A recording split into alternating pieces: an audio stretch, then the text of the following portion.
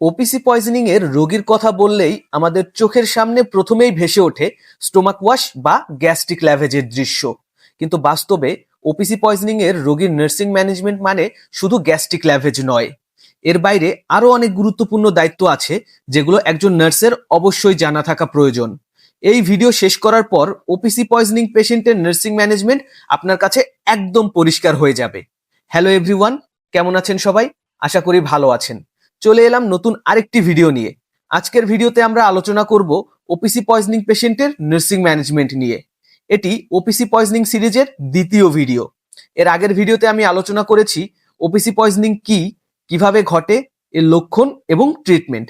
আপনি যদি আগের ভিডিওটি দেখে না থাকেন তাহলে অনুরোধ থাকবে সেটি দেখে নিন। লিংক ডেসক্রিপশন বক্সে দেওয়া আছে এবং উপরে কার্ডেও পাওয়া যাবে। তাহলে চলুন আর কথা না বাড়িয়ে আজকের মূল আলোচনায় যাওয়া যাক।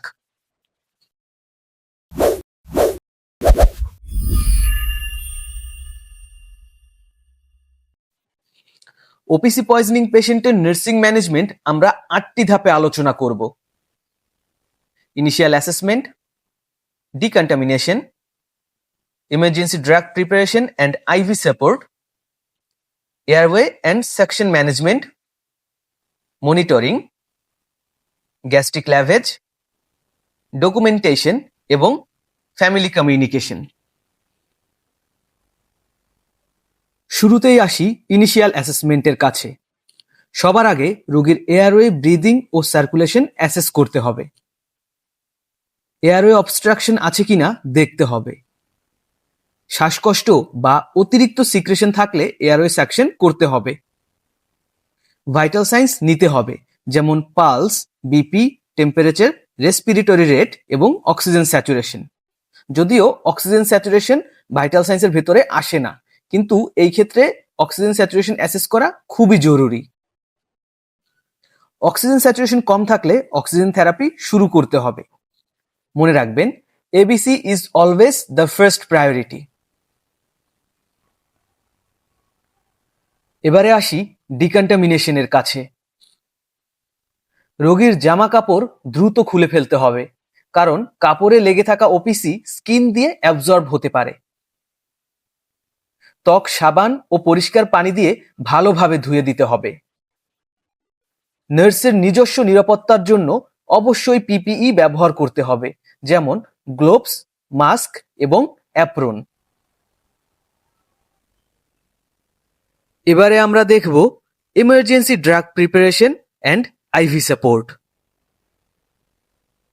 ডক্টরের নির্দেশ অনুযায়ী অ্যাট্রোপিন প্রস্তুত করতে হবে। অ্যাট্রোপিনাইজেশনের লক্ষণগুলো পর্যবেক্ষণ করতে হবে, যেমন heart rate 80 to 100 beat per minute, dry mouth and dry skin, mid dilated pupils, clear chest, no wheeze. প্রয়োজন হলে প্র্যালিডক্সিম প্রস্তুত রাখতে হবে। আইভি লাইন ওপেন করে নর্মাল স্যালাইন ইনফিউশন শুরু করতে হবে। মনে রাখবেন, সব ওষুধ ডক্টরের অর্ডার অনুযায়ী দিতে হবে। এবারে আমরা দেখব airway and suction management. Excessive salivation বা ব্রোঙ্কিয়াল সিক্রেশন থাকলে বারবার ওরাল সাকশন করতে হবে। রেসপিরেটরি ডিস্ট্রেস থাকলে অক্সিজেন থেরাপি দিতে হবে। সিভিয়ার কেসে এয়ারওয়ে সাপোর্ট প্রস্তুত রাখতে হবে।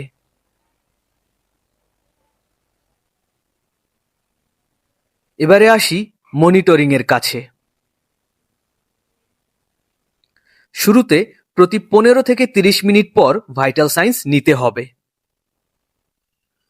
কন্ডিশন স্টেবল হলে ইন্টারভাল ধীরে ধীরে বাড়ানো যায়।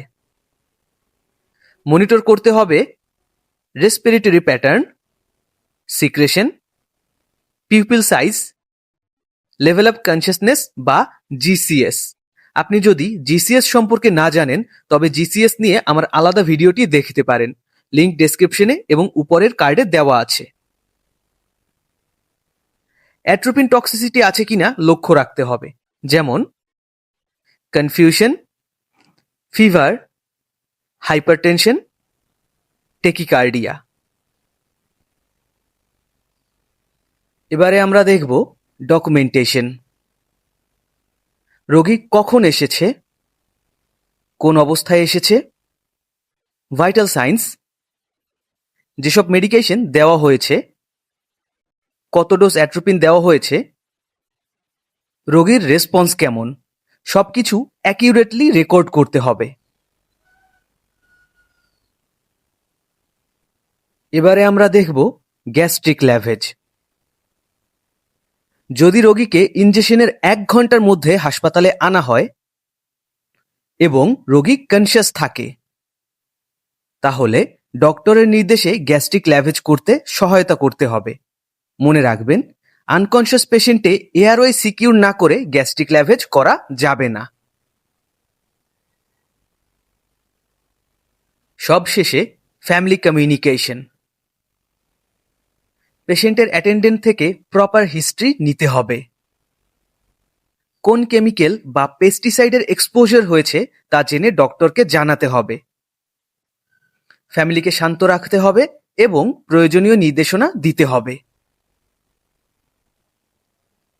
এই ছিল ওপিসি পয়জনিং পেশেন্টের কমপ্লিট নার্সিং ম্যানেজমেন্ট নিয়ে একটি এক্সাম ওরিয়েন্টেড এবং ক্লিনিক্যাল আলোচনা।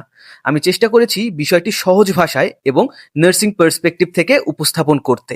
আমার কথায় কোনো ভুল থাকলে ক্ষমা সুন্দর দৃষ্টিতে দেখবেন। আপনি চাইলে আমার ফেসবুক পাবলিক গ্রুপে যুক্ত হতে পারেন, যেখানে আমি ওপিসি পয়জনিং সহ নার্সিংয়ের গুরুত্বপূর্ণ টপিকের স্টাডি ম্যাটেরিয়াল এবং কুইজ শেয়ার করি।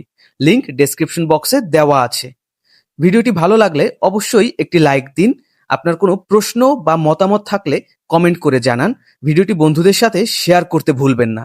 এ ধরনের এক্সাম, ভাইভা ও ক্লিনিক্যাল ওরিয়েন্টেড নার্সিং কন্টেন্ট পেতে চ্যানেলটি সাবস্ক্রাইব করুন। দেখা হবে পরবর্তী কোনো ভিডিওতে। Till then, take care and stay safe.